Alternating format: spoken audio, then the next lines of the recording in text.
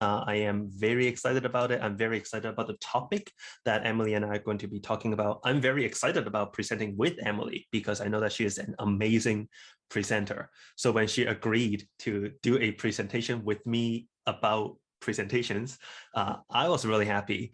One of the reasons why I really wanted to do a presentation like this is because I enjoy presenting.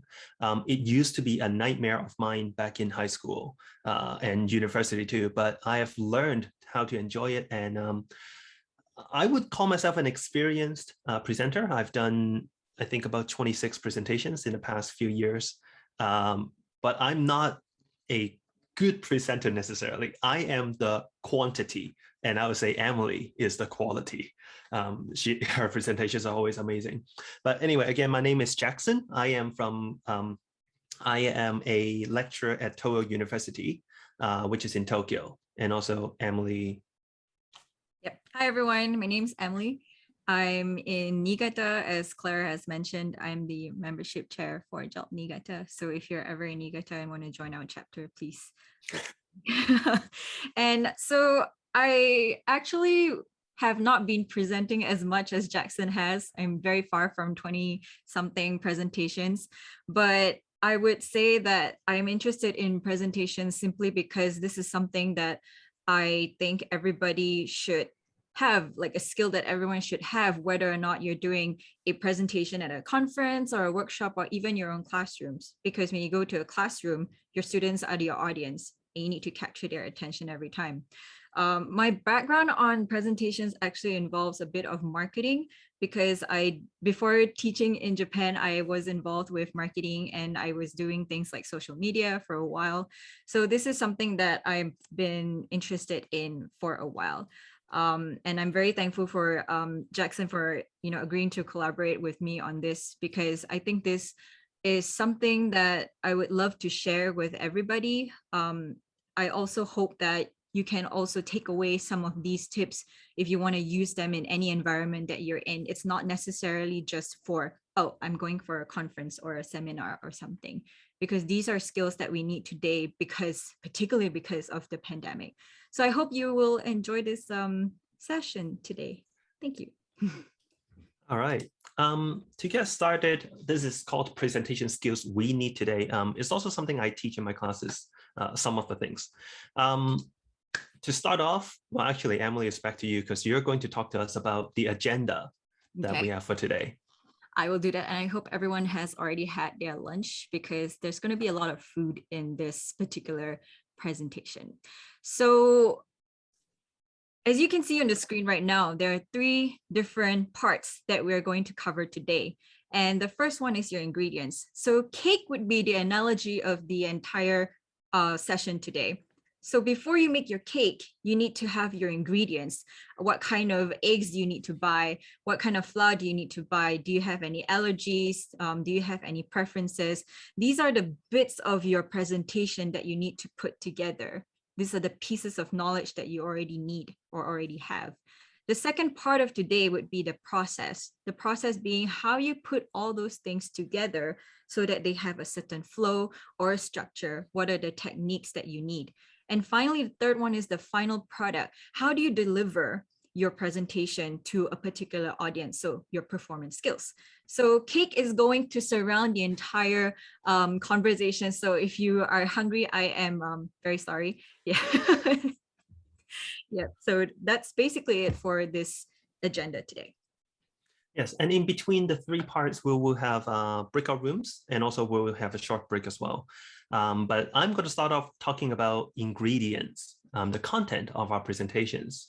So when we're thinking about contents, or when we think about a presentation, what I really like to, the analogy I like to use is that it is an experience. It is a journey. It is a full course meal that you are providing with people. Right? They sit down with you, and for 40 minutes, an hour, you are presenting dishes after dishes to the people who are there with you. And when you are the chef presenting a full course meal, you can think about your presentation in 3 main parts. Your introduction, your main courses or the main dishes, and also you will have your conclusion. the introduction is really important because this is your appetizer. Your appetizer is not going to fill the people who are listening or enjoying your meal, but your appetizer is beautiful. It is carefully made, it's colorful, it's attractive, and it gives people a sense of the rest of the things that you're going to present. So if your appetizer is great, people are now invested and they look forward to the rest of the course. But they are not going to be full on appetizers. So it's really important that you start off on the right foot, that you start off with a strong introduction. And when I talk about strong introduction, I'm thinking that there are many ways you can start a presentation. Today, I'm going to talk about 5 different introduction styles. And I will also be using ramen as an example as I go through. So yeah, again, if you haven't eaten, good luck. Or if this is past your, you're about to go to bed, good luck. The first type of introduction I would like to talk about is the B introduction, which is the basic introduction or the boring introduction. It's not a very good one, but this is what a lot of teachers would teach students in elementary school or junior high school. So with these basic introductions, the person would often start with, today, I'm going to introduce the 4 main types of ramen. And that's about it as a basic introduction. It doesn't add anything to the course. It's not exciting or intriguing in any way. It's very basic and it's not wrong. But when I listen to presentations from university students or even from high school students, I honestly expect a little bit more. So basic is not wrong. It is a very good place to start, but there are better ways to start your introduction. The next one I would like to introduce to you is the question introduction. Starting with a question is really useful because it makes people think. It activates their schema in the audience. So before you even show them what you have, they are already thinking, predicting. For example, when thinking about ramen, just a show of hands for the people in the room right now, yeah? Show of hands. When thinking about ramen, who here would consider ramen fast food? All right. Oh, some people, but less than I thought. Now, let's take a look, right? So if you start with a question introduction, people are invested. They are thinking. It is, of course, related to what you're going to talk about. But a very important point, if you're using a question introduction, is your question must be something that makes people think. If your question is too simple, right? For example, if you start with, what color is my shirt today? It doesn't do anything to the presentation. So it should be a thinking question. It should be deep enough. Oh, and also I should mention that you can ask the audience for quick feedback, just like a show of hands, but you don't need to. You can just have people think, right? Just keep it in your mind. But would you consider ramen fast food? What about in your home country? Is it considered fast food, right? So it gets people thinking, and it is a very simple introduction for you to use. The third one is a story introduction or anecdote. 9 years ago, during my first night in Japan, I was looking for dinner and I walked into a ramen shop thinking I would just get something cheap and something fast. But when the bowl of ramen was presented to me, it was beautiful. And when I looked over, I realized that every single bowl of ramen looked identical. Where the seaweed was, how much green onion was on top. Every bowl was identical. And that was the moment I realized that ramen in Japan is not just food, it's an art. And that was the moment I fell in love with Japan and with ramen. Now, right, so a story introduction, it starts with something personal. You immediately connect with the audience. And usually a good story is also very memorable. So this is something I personally really enjoy using. The fourth one is starting with surprising facts. In Japan, there are currently 2,800 McDonald's. And in comparison, there are over 24,000 ramen shops. So with so many shops in Japan, what do you have to do if you want to open your own shop to compete with the many other ramen shops out there and make yours stand out? Let's learn about it, right? Starting with surprising facts, it makes people captivated. And as an appetizer, if you have something surprising in the beginning, you are showing people that the rest of my presentation is going to be good stuff too. So this is the fourth type. And the last one I'm going to talk about is the imagination or analogies introduction. I start with a very simple word, imagine. Right? Let's just do it with me, everyone. Imagine, right? Imagine working at a ramen shop.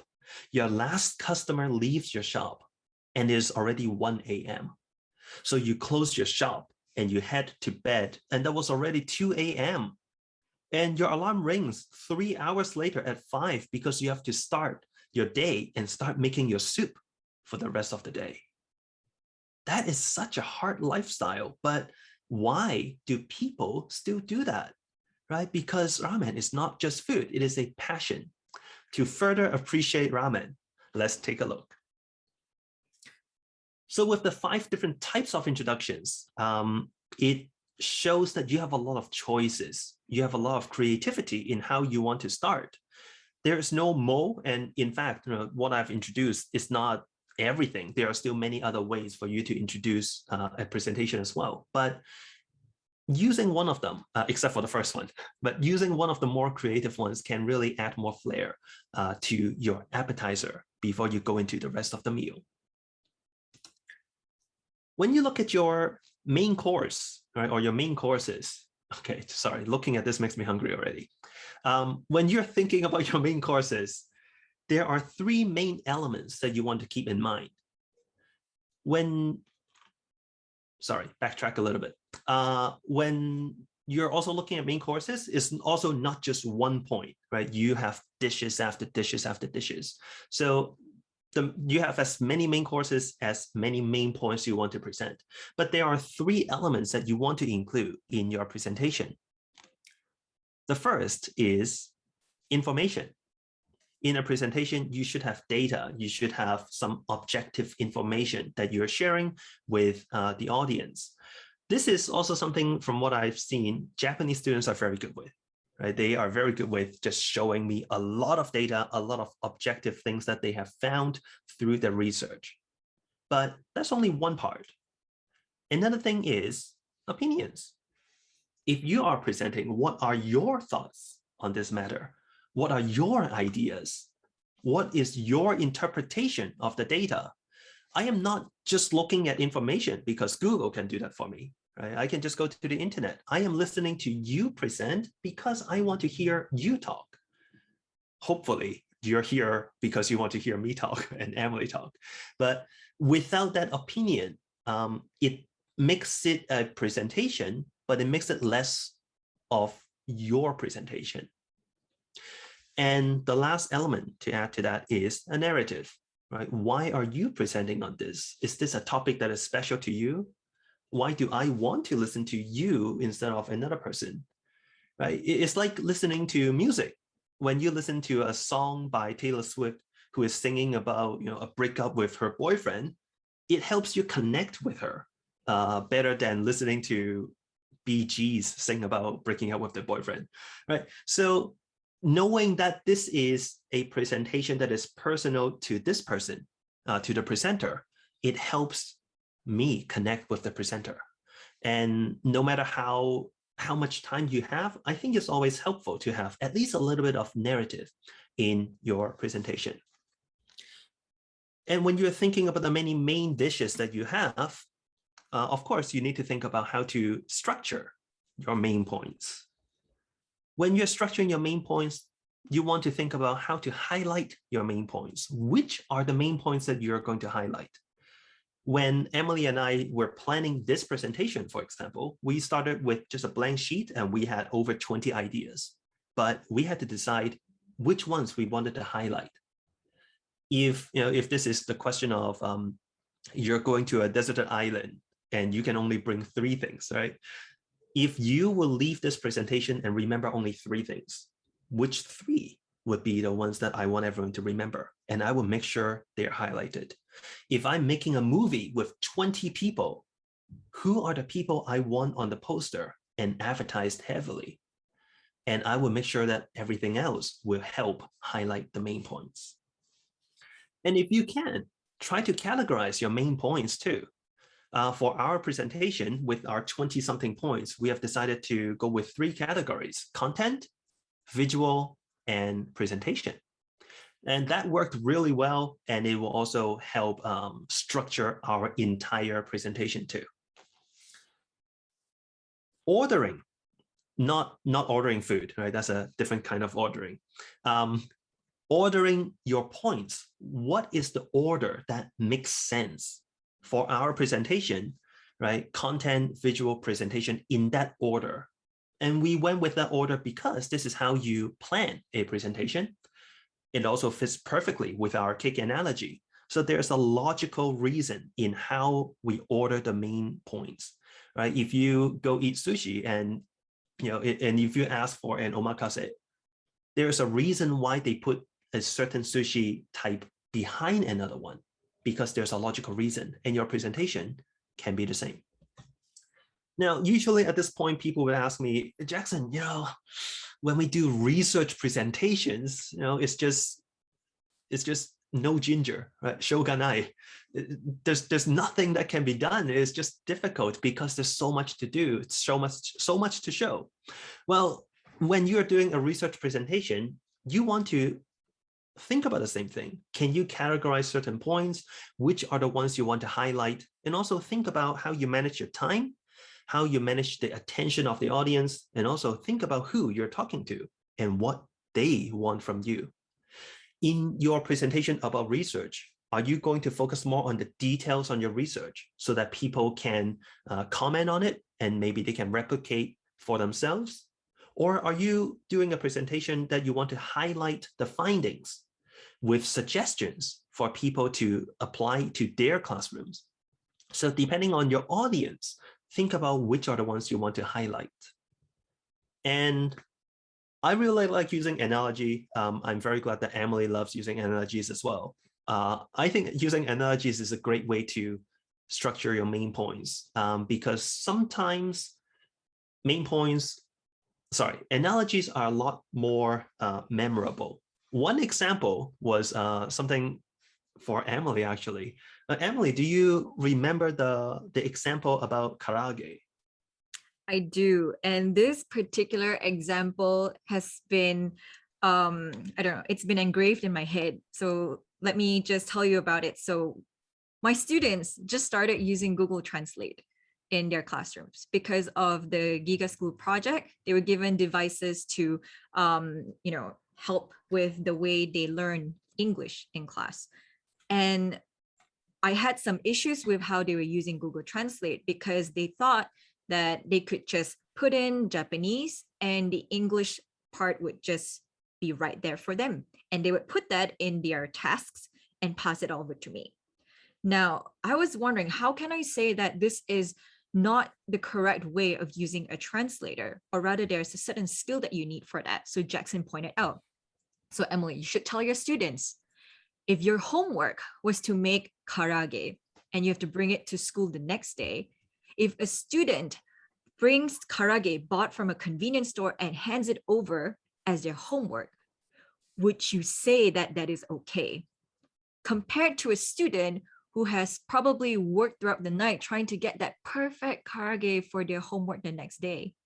So when you explain that kind of situation to students, they're more likely to understand that, oh, I actually need to learn how to do this by myself instead of assuming that a translator is a shortcut to my success. So this is something that I really love about having conversations with Jackson, which is why we collaborate on these kinds of things, the ideas, the things that we share with each other on presentations and how to explain certain things. It is very useful for us when we're coming to presentations and how we use them in the classroom as well. Yeah, thank you for that. Thank you. Yeah, thank you, Emily. My students will tell you that I use analogies in my classes all the time because I think it's just a very useful teaching tool. And if I consider a presentation teaching, because in a way we are trying to educate the audience, I think having analogies can make your presentations more impactful and more memorable. But if you don't like it, at the end, that's okay, because at the end of the day, your presentation should show who you are, right? It is your presentation, and your presentation on the same topic should be different from mine. So think about who you are as a presenter and try to show and display yourself in your presentation. So that is about the main points, but you're not done after you have delivered all your main points, because you want to end on a strong note and maybe a sweet note. That is your conclusion or your dessert. A conclusion is very important, or a dessert is really important to a full course meal, because this is the lasting impression that people would have in their mouths as they walk out of the restaurant. This is what they will remember as they get back into the car, and they will go, I can still taste the strawberry on the chocolate mousse. That was really good. So without a conclusion, a meal would feel incomplete. A presentation would feel incomplete. And it's really important that you think about how to leave a strong and delicious conclusion in your presentation. I am going to talk about 5 different kinds of conclusions.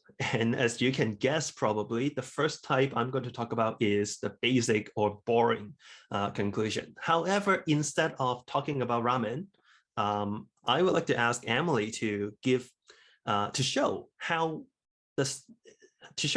we can use the 5 different types of conclusions to talk about one topic. And it's not going to be about food. It's something more education related. So Emily, what would be a basic boring conclusion, right? Something that doesn't add anything, and you're muted just in case you're not aware. Okay. There were motorbikes passing by, so I don't want your presentation to suddenly have a vroom at the back there or something. Anyway, let me set the context for this part first. I'm going to tell you about the students using iPads in the classroom. Okay. So the conclusion to this is iPads have given students many opportunities to make their lessons more fruitful because of the availability of technology. Finish. That's as simple as it gets. Right. It doesn't add much to it. And is it memorable? To be honest, I forgot what Emily said already. So it wasn't a very strong conclusion. And there are 4 stronger conclusions that I would like to introduce to you all.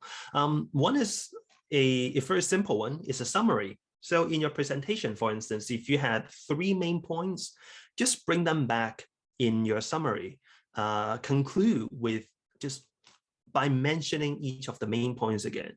And to see an example, we have Emily. Always Emily. A summary from that context would be, students now find using iPads a lot more helpful in the classrooms. They also feel that when they do homework at home, it is much easier for them to communicate with their teacher. And finally, even though they don't bring their iPads to school, they find their teachers actually really helpful by lending them extra iPads so they don't get left out in class. This is a sign of a good relationship, even though technology is involved with this. That's all. All right. And without hearing the entire presentation that Emily just skipped over, you still have a very strong idea of what she talked about. And they are very easy to remember because it's a summary. It's easy to teach your students as well. So for students who are not very experienced with presentations, I would often ask them to, well, try to summarize your points in your conclusion, or end with the takeaway. If you would end with just one thing that you want the audience to remember, maybe it's a one keyword, maybe it's one phrase, maybe it's one name, one message. What is the one thing you want people to remember? You can use that in your conclusion. And to see it in action, Emily. Okay. For many years, Japan has always been using a very traditional classroom setting of teaching. They usually do the typical blackboard, worksheets, sit at your desk. But now with this new technology included, students can actually bring back their homework to their homes. And also, this is another initiative that the government has done. They have provided Wi-Fi to families who cannot afford to have their own internet connection at home. So this is a really great initiative by the government. All right, education brought back home too. That is, a very strong takeaway. So summaries and takeaways are, I think they're great ways to conclude. But if you want to be a bit more creative and you want people to think a little bit more afterwards, you can help them predict the future. You can talk about what you think is going to happen in the industry or within the topic that you're going to talk about. What are the trends? What do you see happening? And predicting the future. Now that students have already been exposed to different ICT skills from a very young age, we can assume that in the years to come, they will be ready to go when they're in university. They'll know how to use a laptop, they will know how to type, save, and also compose their own text. Or will they? Dun, dun, dun. Right, thank you very much. And then you stand up and leave. So predicting the future. And the last one is a call to action. This is actually a marketing term, which I've just learned from Emily. But a call to action is leaving the audience with something that the moment they stand up, they leave the restaurant or leave your presentation, they feel like there's something they can immediately try, immediately do, and immediately accomplish after listening to your presentation. So after seeing all these new things that are available in your iPads that you can use in school, to find out more, please visit the Max government website and see what other options you have.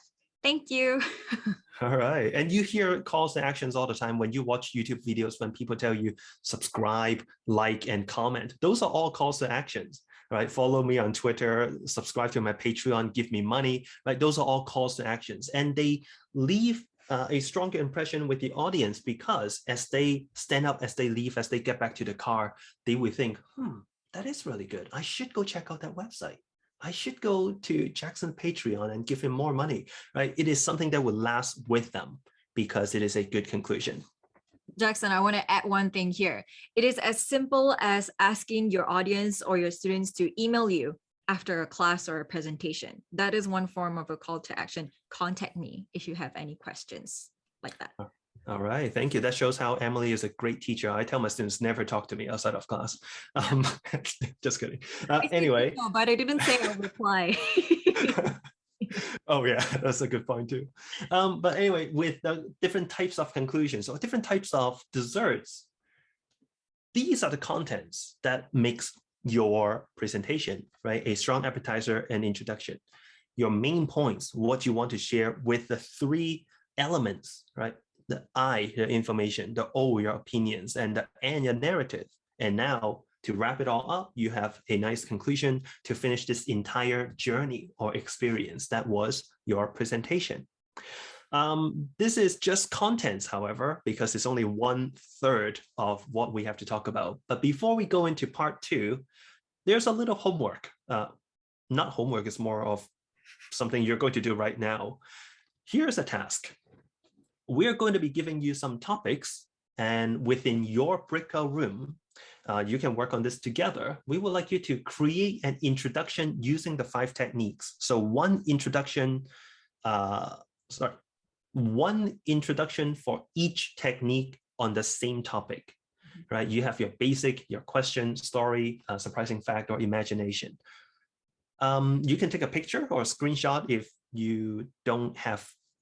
you won't be able to see this later when you're in the breakout room. And these are the topics that you will have. And you can choose with your group, right? You can talk about your favorite food, plastic waste in Japan, a research topic you might be working on, living in a different country, or if you go, oh, Jackson, I don't like any of them, make your own. I really don't mind. All right. Emily, how much time do you think the rooms will be? I will give everyone 7 minutes and the breakout rooms are ready. So.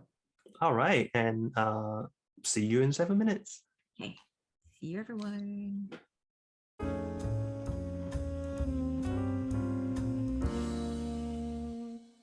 everyone. I hope you enjoyed your coffee break, or I hope you got to stand up and walk around a little bit because it's a long workshop.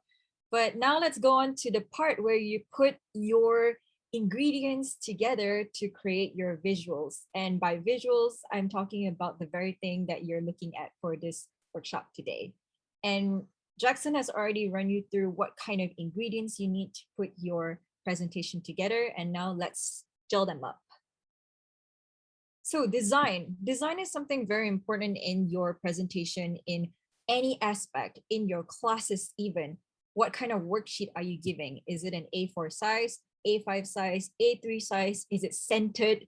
Those kinds of things are part of design. And the way you present them to someone makes it more memorable for them. So what are some of the things that you need to consider when you're putting your stuff together? Can I get a show of hands? How many of you use PowerPoint to make your slides? Okay, how many of you use Google Slides? How many of you use another application that I did not mention? Okay, how many of you don't make slides? Okay, oh, that's Jackson. Jackson raised his hand. Thank you for being honest. Okay, so these are some of the things that I'm going to run through with you today. And this is a particular application that I would actually like to share.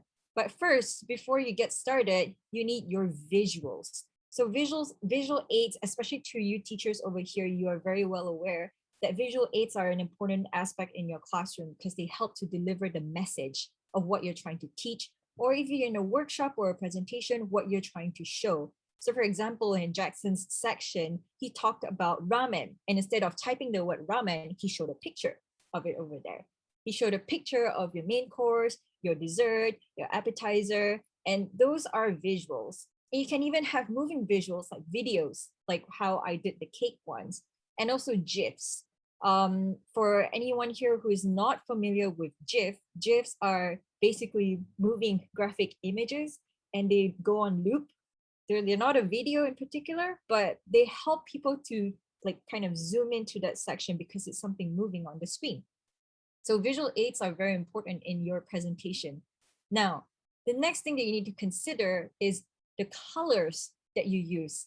You can see there is probably a huge amount of white space over here instead of having multiple colored backgrounds because it's easy on the eyes.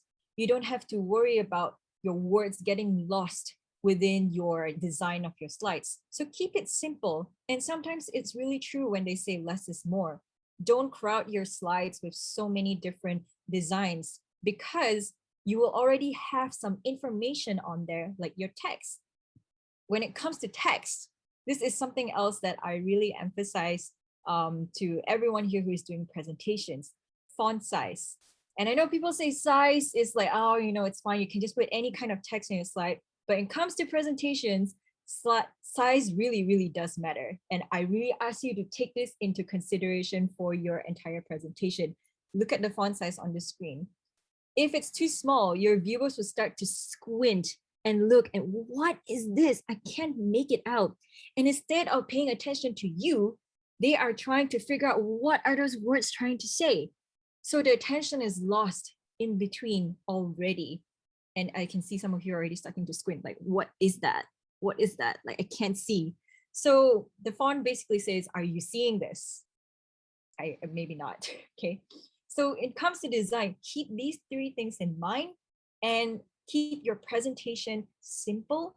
Don't put too many colors in there. And also make sure you put a big enough font size so that your viewers can see what you're trying to say.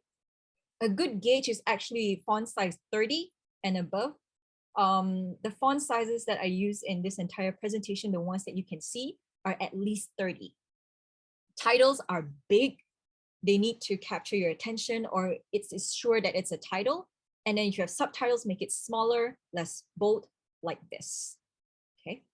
And don't crowd your space with too many different colors and designs in there, for sure, okay?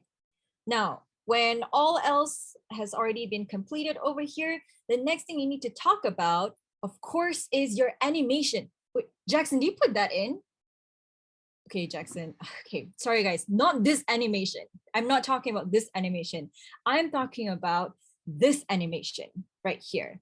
Now, don't be afraid of experimenting with animation. I know that animation is a very tricky thing, especially in PowerPoint, because you don't know where your numbers are coming in, which comes first, which comes second, third, fourth, fifth, and so on. Now, there's so many different types of animations that you see out there, but in this presentation itself, you don't have to use such complex animation at all, just as long as your words pop up in order. Now, I know that a lot of people would love to try experimenting with animation because it looks like, wow, it looks attractive, it looks great to have for your presentation. If you don't know how to do it by yourself, you can always go through it with a friend, somebody that you can work with, or even Jackson and I, because you can get our emails at the end if you want to get on a call or something about animations. I'm sure that we'll be more than happy to help out with that. And animations will also help you to structure your point without having too many slides, especially in PowerPoint, so that you can talk about one point at a time. And that makes it very important when you are putting your points together. Okay.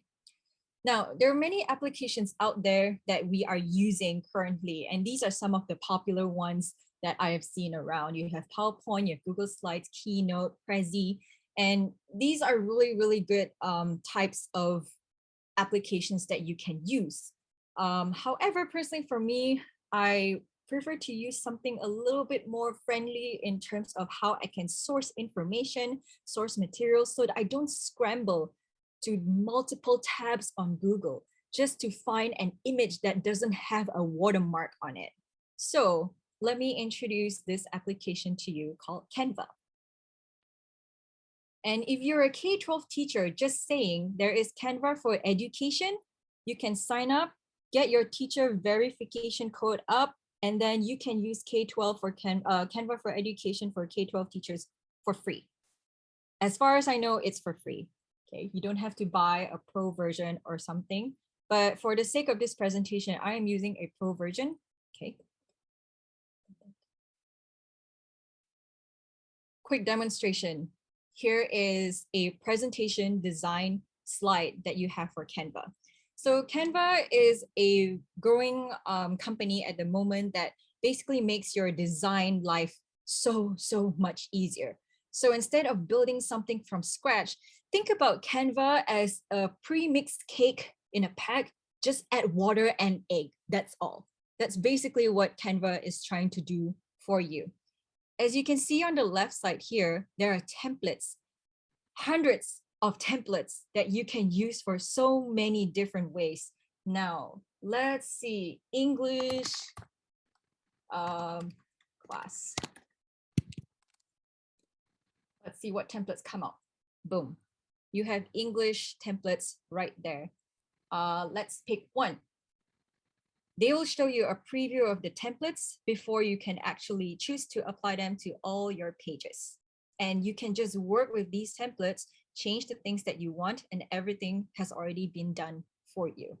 So for example, if you're teaching a class on the basics of subject-verb agreement, you literally just have to change your name here and then change the content according to what you're trying to present. The designs are all there for you already. You don't have to worry about things like, oh, should I pick a different color when I'm trying to change something? No, they have worksheets, they have fill in the blanks, they have explanation slides, pictures, and whatnot. And all you have to do to make it your own, you can just add your parts. So for example, I don't want to talk about dolphins here. I want to change this to a tiger. So this is a frame. This Windows looking background here is called a frame. And I want to look for a tiger. So I search tiger. And you can see they already have a bank of photos of tigers that you can choose from. And these are all included. So there are free ones like this. All you have to do is drag it in and it will go into the frame right there. Nothing you need to do to adjust it. If you want something a little more animated, you can go up to elements. So just type tiger here. And then click on graphics. And you have more kid-friendly tigers here, which is dangerous because I don't want kids to think that tigers are very friendly. So add your graphics here. You can even change the size like this. You can drag and drop anywhere. And something that is available in these applications that I've mentioned, especially PowerPoint and slides, pay attention to the lines like this. Can you see the purple line there, right down the center? Use that as a guide to see which part of the screen is this on. Is it right in the center? Is it somewhere in the center? So use the lines as a guide, okay? And these are very important tools when it comes to designing, because if I put this somewhere else, it would look really off and out of place. So keep it to the line. And one good thing about Canva is there's a border. So like a picture frame, you have a border as a guide so that people can see that, oh, this is the end of the slide. So it keeps your materials and your text all in place right there. And you can just delete it as usual, like that. When it comes to animation, this is a little tricky for Canva, but can you see the animate button up here? So click on the part that you want to animate, click on animation, and then you can see different types of animations down here. And before you click on it, you can preview how it would look like on your screen itself.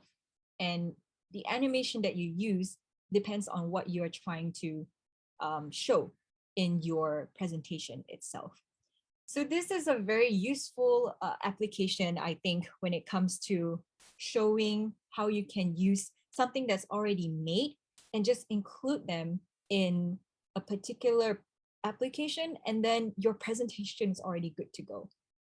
For those of you who are a little more advanced here today, you can go on to styles. If you want to change the font, if you want to change the general color of your presentation, Canva can do it for you already. All you have to do is click the button. Let's go with this one. You just have to click the button, let the system do it for you, and it will change. If you don't like this, click shuffle, and it will change the colors around to the elements so you can see which ones you prefer. But all the designs would stick there. And as if I'm not selling Canva so much enough already, there are videos that you can use which are already included. So for example, these are videos of tigers over here, and you can just include them in your presentation. All you have to do is drag them, and they will pop in there into your screen. So the minute this presentation slide comes on, your students can see this immediately. You don't have to worry about it. And also, this is not the full presentation view. So when you go up to the right, you can see a present button. And this is where you can choose how you want to present your items. Okay. What else is there? For those of you who still want to use your PowerPoint and whatnot, there are different export options for Canva. You can share it to PowerPoint. So if your school only allows PowerPoints to be used, you can download this entire slide as PowerPoint.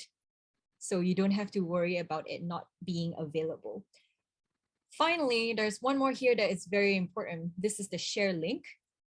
So you can copy this link, share it to anyone, and you can view this entire presentation. Just the link. You don't have to send a file via email or something. You don't really have to do that at all. If you're a type of teacher or presenter or somebody who just likes to create your own logo, you can add your own logo as well to show some branding in your presentation. If there's a company that you're using, you can always add your own logos over there.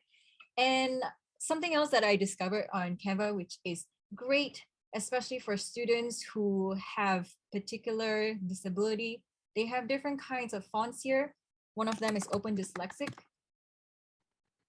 Here.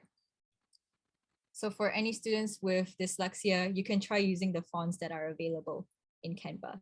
They are very friendly for those who need a particular font type. And I find this useful for students who have some difficulty in reading certain things. So yeah, I hope that this part is clear enough. Are there any questions at the moment? I see the chat is going around and around. Emily, there were two questions. One was about the cost of using Canva, and then the one was earlier about timer, which I guess is one of the Okay. add-ons. I'll get to the timer.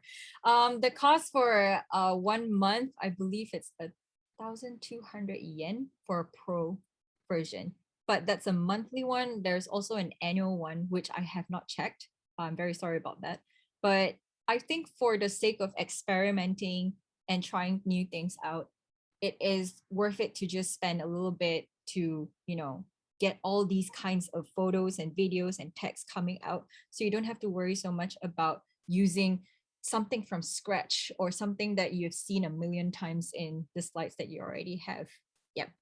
And is there, Andreas raised your hand? Yep.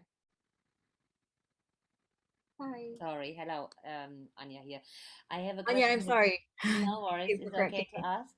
I have a question regarding languages. So, is there any trouble with the languages? Like, you use change to Japanese, Chinese, German? I'm a German teacher, so I need German.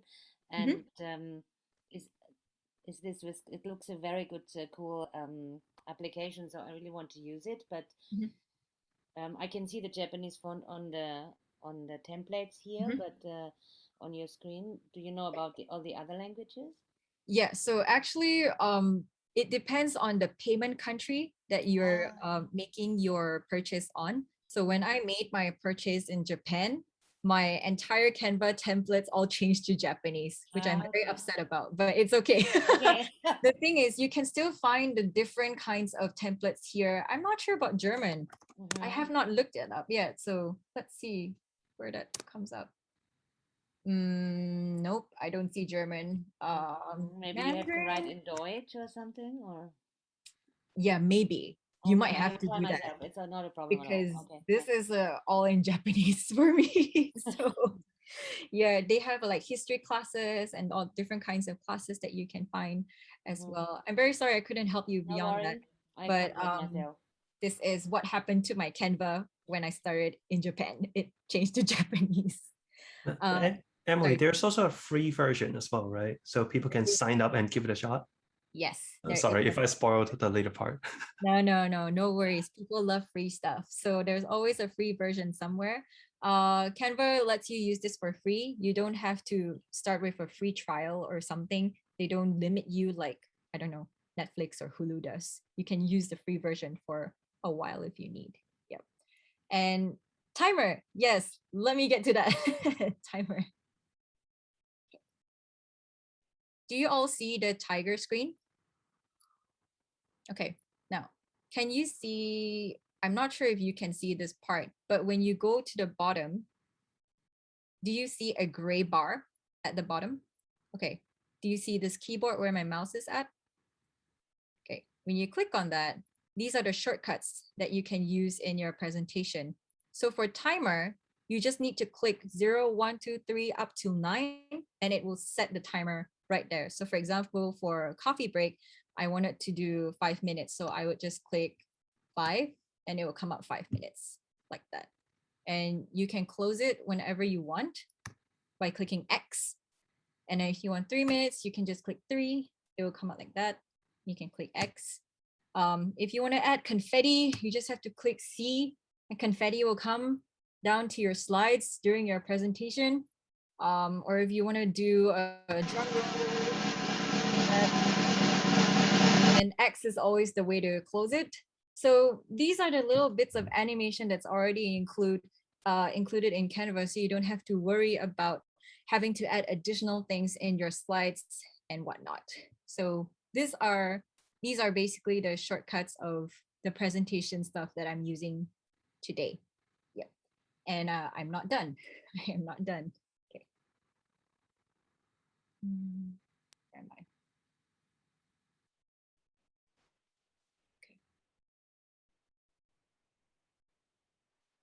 If there are any more questions about the slides, I will take them during the Q&A, which I believe we will have time for. Okay. One more part about design that is really important is your walls of text. So many presentations out there have a lot of information in them, and I really applaud anyone who can put so many pieces of information into one slide. But here's my question. Do you want your viewers to pay attention to your slides, or do you want them to pay attention to you as the presenter?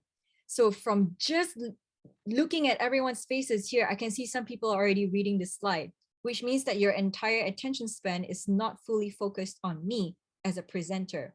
Now, when you present yourself, you want to avoid things like these when it comes to presentations, because people will be moving towards it and trying to read every single thing. And they will already be focusing on that. Whatever you're saying, whatever little bits and tips that you're trying to give, it will not be paid attention to. Because anytime you put visuals in front, people want to read them. So instead, try this. Break it down into different points. So walls of text, they do distract your audience from what you're trying to say, and it moves the focus away from you. And finally, of course, with walls of text, people will get lost in whatever message that you're trying to convey. Finish. You don't have to put so many words in a particular slide unless for certain purposes, like for example, oh, I have a quote from my research that I want to share that I feel is really, really necessary. If that's the case, use things like bold. So bold the parts that you really want people to read, so it stands out more than the other thing. Okay.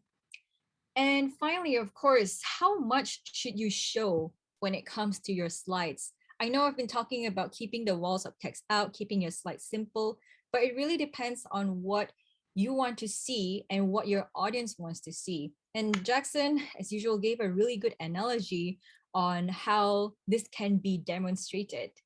Have you all seen Jackson's dating profile? He completely lied about his name and puts it as Jason. So if you ever see a Jason on any like dating profile, it's actually Jackson. So it's like a dating profile when you're building your presentation. You only put the information that you want people to see, but I'm not asking you to lie about them. That's the difference. Okay. So when it comes to showing the things that you want to present, don't put every single information in there, as much as we know that it's really important. Summarize it, keep it straightforward, and focus on what is really important. Just from this little profile here, you know that this person's name is Jason. He's 40 years old and he likes to bike and hike and something else. So that's all you needed to know about that. So do you want to start a conversation or not? Pay attention or not? It really depends. And that is actually the end of my part, but this will be the last breakout room that we have for everyone today. And this will be really short. I hope that everyone would have some time to do this. So for those of you who have any slides or presentations that you want to pull up, if you can, do it in your breakout room. I believe you have a share screen function to do so. Get some feedback from the people in the room today, because the collaborativeness of people sharing information on your slides, those are what Jackson and I find really helpful. And honestly, that's how we got started on this presentation. So if any of you have slides that you want to pull up now, just very quickly, like one or two, just to show and get some feedback from others, that's fine. Alternatively, you can also ask people about what kind of presentation applications they use, something they want to share, in just taking time into consideration here. Is that okay with everyone? Are you good? Yes. And don't hold back, right? This is a first come, first serve kind of thing. So if you're the first one to pull up a slide for your group to talk about, then you're the one getting feedback. So yeah, you can start searching through your folders right now. Does anyone need to screenshot this? I don't think that's necessary, but feel free to do it before I close it. Okay, 5, 4, 3, 2, 1. Okay. All right. So let's go back into our breakout rooms. Here you go.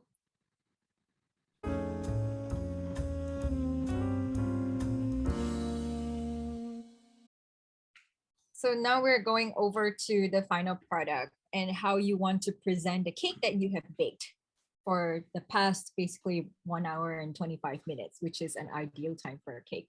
And right now we need to figure out how you want to put all those together in front of a particular audience. and how you want to also make sure that you've created an impression for that. And with that, there are a couple of tips that we have over here. But first of all, another animation here. Did you know attention span that we have is so short? It's like kids who say they're hungry for 1 second and the next time they want to go off to the bathroom. It's the same thing.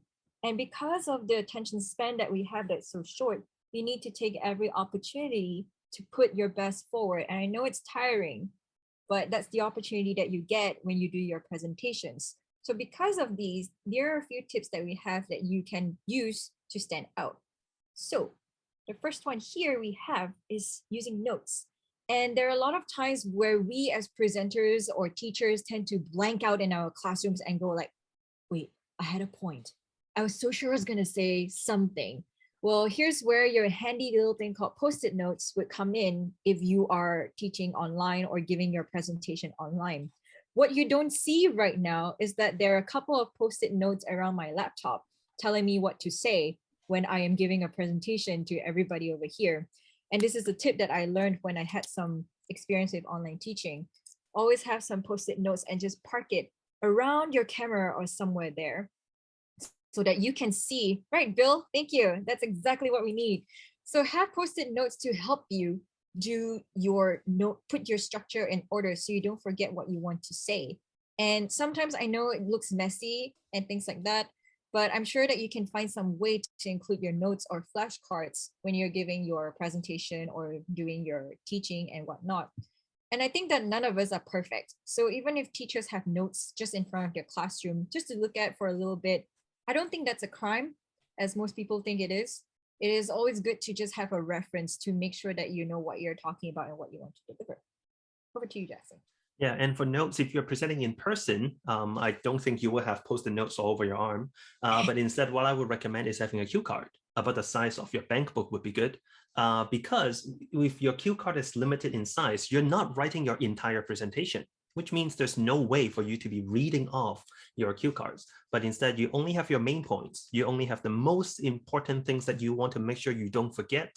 And for other things, you know, the smaller points, if you really forget, you can still move on because those are not what you're highlighting. So limiting your size to a cue card, having it in your hand is good. And it also helps you to focus on what is in front of you rather than what you may have written on your screen that is placed in the corner of the room. So that's the difference between presenting in person and presenting online. But the point is, it's okay to have notes because they're really helpful. Right. And speaking of reading off cue cards, there is a huge difference between reading and presenting. If you are reading, if you find yourself reading, personally, I really don't enjoy it when a presenter is reading something to me, because if they want to do that, they can just post something and I can read it myself. Why am I still holding my bank book? Or they can just have it as a publication and I can read it myself. If I am watching someone present, I want to see them as a presenter. When I watch someone present also, or when I consider presentations, they are in many ways performances. So performing includes a whole lot more than just verbalizing the things you have written down. An actor is doing a lot more than just reading the script. So keep in mind, when you are presenting, you're not reading. All right. And well, for me, that is one of my pet peeves. And Emily, I know that you also have some pet peeves that you really just don't enjoy in presentations, right? I don't know how many people will agree with this or might feel attacked by this or insulted, but I'm going to say, stop telling people that you are going to do something like sharing a screen, because it takes up time when you are saying things, commentaries. Oh, my video stopped working. Oh, my picture is not showing. Oh, wait, I'm going to do this now. I'm going to switch to my browser. Yes, we have issues with technology. We really, really do. But extra commentary takes up time. So imagine if you said, I'm going to share my screen like 10 times in your presentation. That takes up this amount of time of what you could use to present the content that you want to deliver instead. So these are very, very little precious bits of time that you can take advantage of to use for your presentation. The actual reason why people are watching your presentation, your workshop, or going to your class, basically. Yes, Jackson. Yeah, and if you think about in terms of word count, let's say your whole presentation, you spoke for 1,000 words, but 10% of them was just, I am going to open breakout rooms now. The breakout rooms will be 5 minutes. Let me set the 5 minutes timer. Where is the timer? If that ended up being 10% of your word count, right, being 100 words, that is rather distracting. So I think that some of us do it as well. I used to do it as well. And I got told off for it because all these little things that I've been saying has basically wasted my time. And I couldn't present some things because of that. And this is something where I had some mentors who basically told me really, really like, just stop saying these things that you're going to do. Just do it. And one thing that will help also is when people come back, just share your screen immediately so that they don't have to worry about like any glitches and whatnot, so that your presentation is already there, ready, set. You don't have to worry. So I think that that's something that we can all work on, depending on what kind of presenter you are. Nobody's perfect. That's why I'm going to emphasize here. But also one thing, Jackson, I believe that you have that you want to share with everybody. Yeah, if we can be talking about pet peeves, I'll share one of mine, which is which is when people are apologizing repeatedly during and throughout their presentation. One thing that I don't really enjoy seeing is when a presenter goes, let's take a look at this. Sorry, the font is very small, but let's take a look. So they will apologize for something that they know is not good, but they do it anyway. Or they might go, oh, sorry that this video is going to be very long, but let's watch this 7-minute long video anyway. If it is long, and if you think it's too long, rather than apologizing, how about shortening it, right? Just an idea. Or when someone goes, oh, the audio is very quiet, I'm sorry, but let's watch the video anyway. If the audio is quiet, again, find a way to fix it. If you can maybe get external speakers or have subtitles, if there was an error when you were trying to record, just find another way. Even handing out transcripts might be a better idea than apologize for something that you know is not good, but you do it anyway. And these are the things that when we rehearse and when we watch ourselves practice, we should be able to catch before we do it in front of a live audience. Unless you have an impromptu presentation, which I will feel very sorry for you to begin with, because nobody should ever go through that, because it's your chance to be presented like the way you want it to be and the way you want to design things. It is really, really nerve-wracking when you want to do that. So these are the few things that we honestly also think would help with your presentation. If you actually really want to, you can start your own swear jar for every time you catch yourself saying that I should share my screen, or if I'm apologizing for something, just put like hyakuen in a jar or something and open it during Christmas. Yeah, do a Jackson Ramen Foundation. Every time you do it, just put 100 yen in and send it to me eventually. I'll be a very happy person. Yeah. And it takes a lot of practice. What we're saying here is not something that everyone can just get immediately. It took me a while to even just make sure my comments were cut down significantly. It is going to take time, but it is good that if you can practice it with somebody around you. Or you can practice with yourself. Why not? Yeah. So there are several ways that you can, if there's no one else, or you're not collaborating with someone, or you don't have a critical friend who can comment and help with your presentation styles, you can always be your own coach. Emily, what is one way that you would do to rehearse or practice with yourself? Oh, so sometimes when I'm in the car and I'm driving, I actually do record myself, not by video, but I will put a voice memo out. I'll just click play and then I say anything I want to say and my voice memo will pick it up. For example, if I have a research idea or a story that happened, or if I'm mad at somebody and I want to just say it out for the sake of saying it out, I'll just put it all in a voice memo. And that allows me to hear myself later on how I sound like to a voice recording. And yes, Linda, I was about to bring that up. You can actually record your own presentation on Zoom. And it is a great way for you to see how you look like as the audience.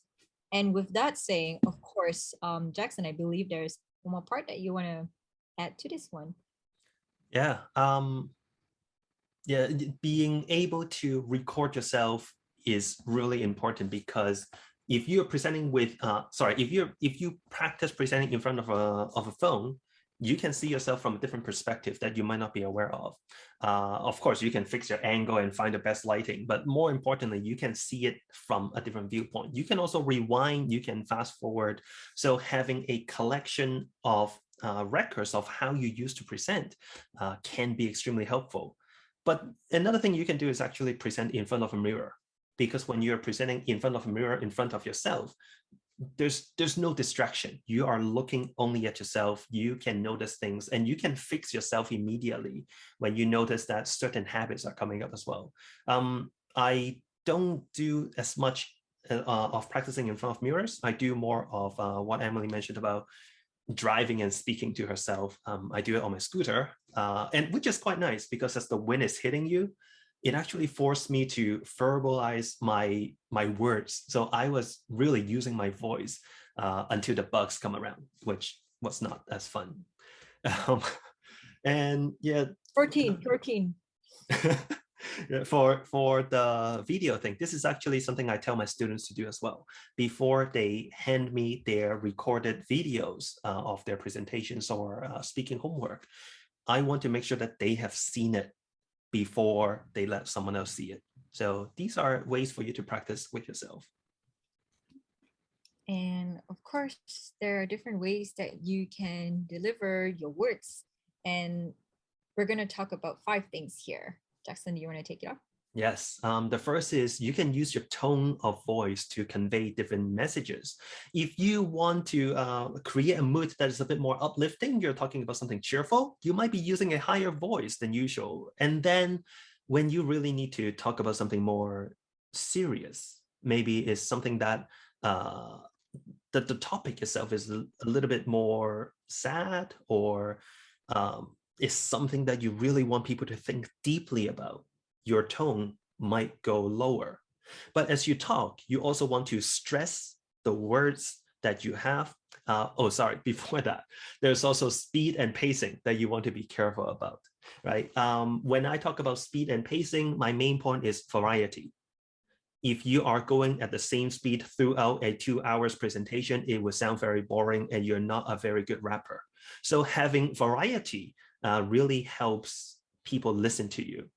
And as I mentioned about 15 seconds ago, stress the words that you want to stand out, right? There's no problem with that. But by stressing the words, it's just like in a text. If you would highlight certain words, if you would bold certain words on a slide, as you speak, you can also stress those words. And at certain moments, if you want to create a certain moment, dramatic pauses can really help when you deliver your points too, because those pauses can help the audience stop and just refocus on you to see what you're going to talk about next. And if you have some longer pauses, silence can help. When you're presenting, when you're speaking, there's a lot of power to silence in a performance and presentation. You might utilize silence to let the audience think. You might use silence for them to have time to reflect or to react. Or maybe you just have silence to change the atmosphere before you move on to the next point. Emily. I wanted to add here, because I know there are teachers here who are teaching students who are learning a second language. Sometimes silence is really good to help your students process what you're saying, because they're not listening on a native level. They're listening as a second language speaker. Give them time to process what you are saying. Don't just bullet train your way through your entire lesson. They need time to figure out and process what you're saying. Yeah, and going back to a point that Emily mentioned earlier, if you understand that it's okay to be silent once in a while, you wouldn't have the rush to have a running commentary. I think a lot of people have running commentaries going, I'm going to open breakout room now, because they start getting nervous. Oh, I don't want silence in my presentation. When in reality, there are a lot of benefits in silences as well. So rather than getting nervous and try to just repeat or start panicking, let the room be silent for a little bit as you get ready. Meanwhile, they can also digest all the cake that they have been eating. Okay. Silence. Yeah.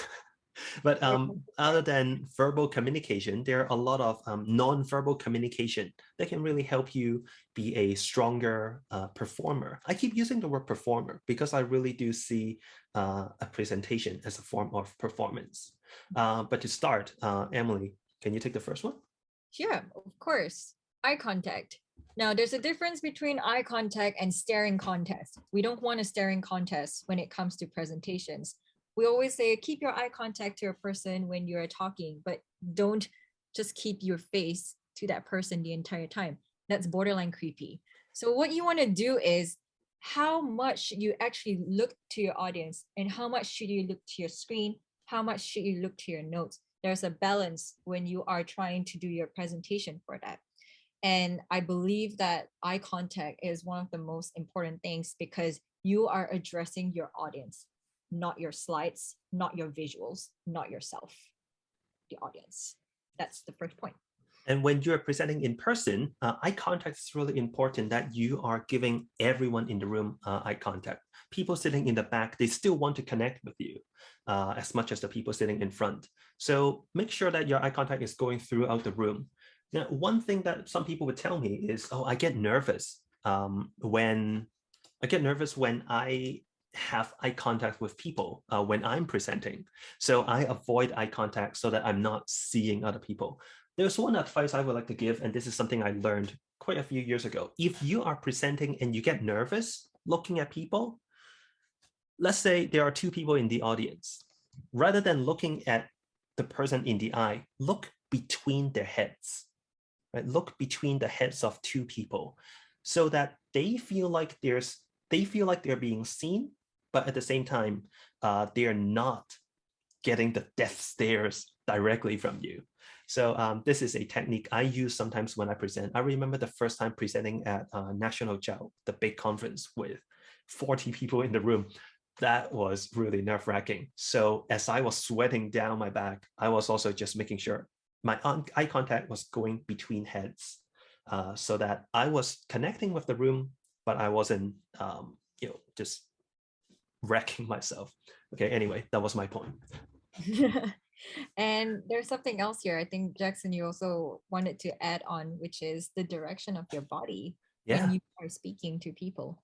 Yes, direction of your body in person. I'm going to talk about that part. Instead of just moving your head, kind of like a broken robot, have your entire body face different parts of the room. Because when you're facing different parts of the room with your whole body, it helps you relax so that your body is not just tensed up, but it also shows that you have an open body language talking to everyone in the room.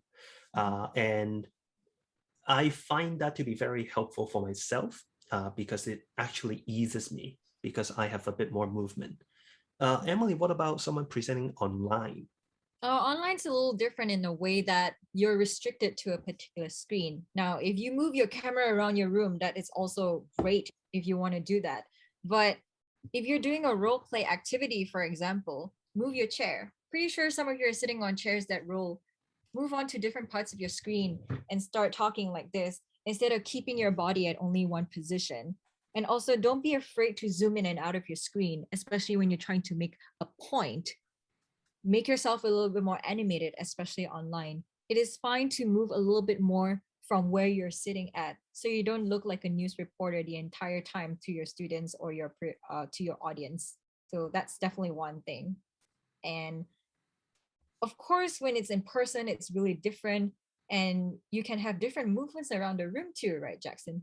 Yeah, one of the reasons why I encourage people to move their entire bodies when they are presenting is that when your body is facing a certain way, it actually encourages you to move around the room too, so that the people are not staring only at one point of the room. They're not just looking at someone on stage. And as you walk around the room, as long as you are loud enough for everyone to see, to hear, and it's clear for people to see, I think you can build a more intimate connection with the people in the room if you make sure that you are not standing only in front, but you are in the entire room. You don't have to walk all the way to the back, but just using more space, taking up more space, it animates you. It shows people who you are, and it connects you with people. And these are basically some non-verbal communication tips for your presentation. But finally, though, one thing that we should also remember to include: emotions. Yes, elicit emotions in your presentation. It really helps you build emotional connections from the audience, which hopefully you have a profile of. And when I talk about emotions, just like being a performer in a drama, you don't just go through one set of emotion, right? You would use humor to help people relax, make people laugh. But at certain points, there might be anger or sadness, depending on the topic you're going to be talking about. For example, next week at Gifu JALT, I'll be talking about non-native speakers and racial issues in English teaching in Japan. That is a topic that is quite heavy. And there's a lot of sadness and anger as we share stories. But at the end, we also give and use the emotion of hope, where, okay, so this is not a very good situation, but these are the things being done, and these are the things you can do. So there is hope for change. By having by giving not just information, but emotional reactions, it really does help overall make your presentation stronger, and it makes your presentation of your presentation a lot more memorable as well. Definitely for that. And I don't know about every single person over here in this room when it comes to emotions, because the first thing that might come to mind when you're doing your presentation is definitely the nervousness, especially when it's something that you may have prepared or you're afraid of something going wrong, and it's really very normal. But take a minute to scan the room. What kind of audience are you working with? What kind of person are you delivering your cake to? So when you deliver your cake, is this in front of a group of friends? Is this for a birthday party? Is it for a secret admirer? Is it for a group of judges? Who is getting your cake, your presentation? When you're aware of that, or you have some idea, it helps you to actually figure out, oh, now I need to know how to adjust my emotions. For example, in front of judges or people watching, judging your presentation, you shouldn't be too casual with the way you speak. Or if you're giving it to a friend, you need to know that, your friend will be very appreciative of your cake. So you need to add a lot of light to it, get some humor coming on. So I think that, when you know the people that you are speaking to, especially in the presentation today, it helps a lot to also calm your nerves. And it is something that maybe you can't predict, especially in big conferences and whatnot. So it's a very case-to-case thing, but pay attention to the emotions of the people on your screen, which is why sometimes Jackson and I go, try and turn on your cameras in your classrooms or in your presentations if you are comfortable. So that helps a lot because you have somebody that you're talking to. Yeah, and if I can add, one of my final points about nervousness is that I am always nervous right before I do a presentation and during presentations. You don't see how much I sweat, and there is a big reason why I don't wear gray shirts when I do presentations anymore, because no matter how many presentations I've done, I'm always sweating because I'm always nervous. However, what really helps me is I know that I have a good presentation because I know that I went through the things we have talked about today. I have a good introduction that really attracts people. I have a good conclusion that will really leave people on a good note. I've organized my main points in a way that makes sense. And I've thought about how I use my visuals. I've thought about how to talk, when to use certain verbal skills, verbal techniques. So knowing that I've done my homework, knowing that I have practiced, that gave me confidence So it's just like a performer on stage. You can be as nervous as you are, but when you're on stage, because you know your material, you will still be able to give a good performance. And then you can go back to the dressing room and then pass out, right? So that is how I deal with nervousness. I'm not nervous. My secret is I'm always nervous.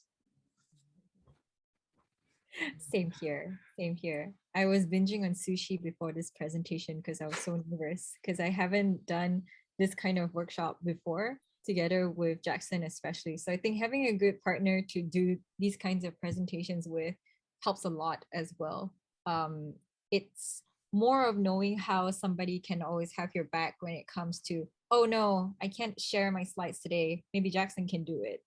And working with somebody who is reliable is always very, very helpful. Like at least 50% of the nerves are gone, at least. Thank you for hinting that I'm somewhat reliable. And with that note, at least, right? I'm very glad also that we have kind of timed our presentation in a good way, that we have a bit of time for questions.